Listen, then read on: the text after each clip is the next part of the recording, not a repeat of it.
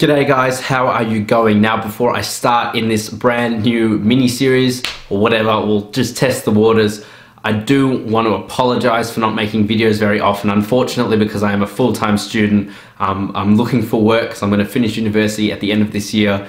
My time is very precious at the moment, and I'm really struggling to find the time to do anything that I kind of enjoy at this point. So it's a bit of a shitty work-life balance, but regardless, I can't really put much time into it at the moment because it's not like a job. I haven't made a single cent, and I don't expect to anytime soon. So just please understand that I can't make videos very much at the moment. So the Object 252U or Defender, we all know it's strong in many areas and admittedly most, but that doesn't mean that there aren't some things wrong with the tank. So here is everything wrong with the Object 252U / Defender because they are the same tank.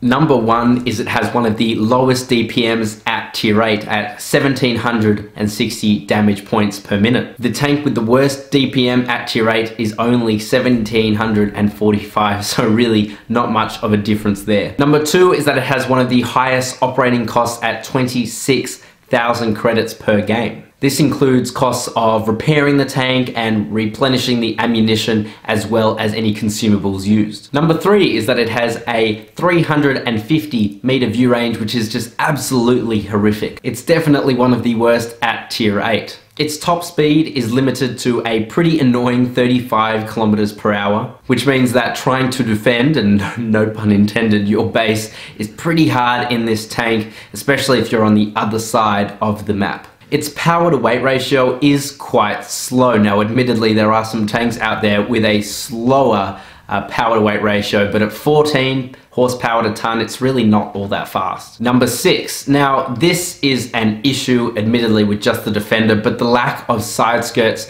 makes aiming for the weak side armor of this tank pretty easy. Now, I say weak side armor, only really the lower half of the tank has weak side armor, but still it's easier to be able to view where to shoot when you're looking at the Defender as opposed to the Object 252U. So it is an issue unique to the Defender. Number seven. Now, speaking of weak side armor, the side armor of this tank when facing side on really isn't all that good. As I said, the lower half isn't great and has an effective penetration value of around 130 to 150, which even most tier 7s and even a lot of tier 6 tanks are able to penetrate. Number eight is that it has a huge lower frontal plate, and that can be penetrated by pretty much any tier 9 and tier 10 tank and any really tier 8 tank firing premium ammunition. And when I say it's huge, I mean it is absolutely enormous and can be a pretty strong weak spot. Number nine is that it has two cupolas on top of the tank. Now, admittedly, these are quite hard to hit. Having said that, in close quarters combat, if a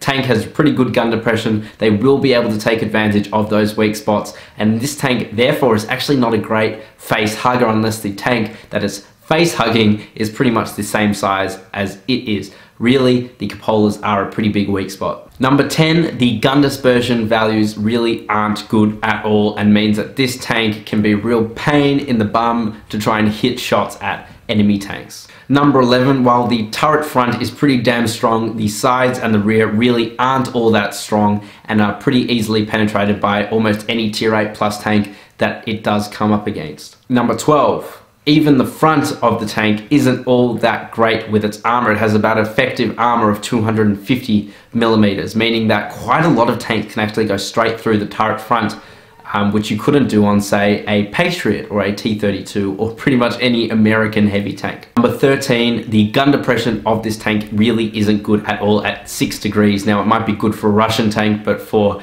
any other tank, it's not good, and that means that a lot of your tank may have to be exposed if you want to fire over ridge lines.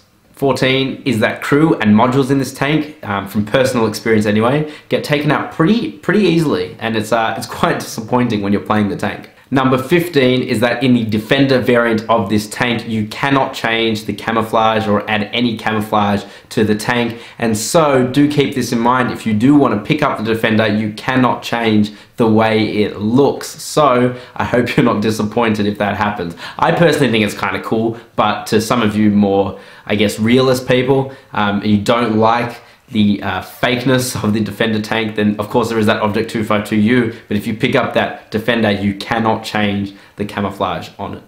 Well, there you go. There's everything wrong with the Defender. Now, I'm not saying at all that this tank is bad, because really we all know it's overpowered, but I'm trying to find things that are wrong with this tank. And as you can see from that list, and you might disagree with me, there are some things that really do make this tank a bit of a pain in the ass to play. And by all means, if I've left something out, leave it down in the comments below. Let me and everyone else know what I've missed out. And also, I would really appreciate if you guys could tell me, do you like this new series? That's something you'd like to see continue on into the future with different tanks.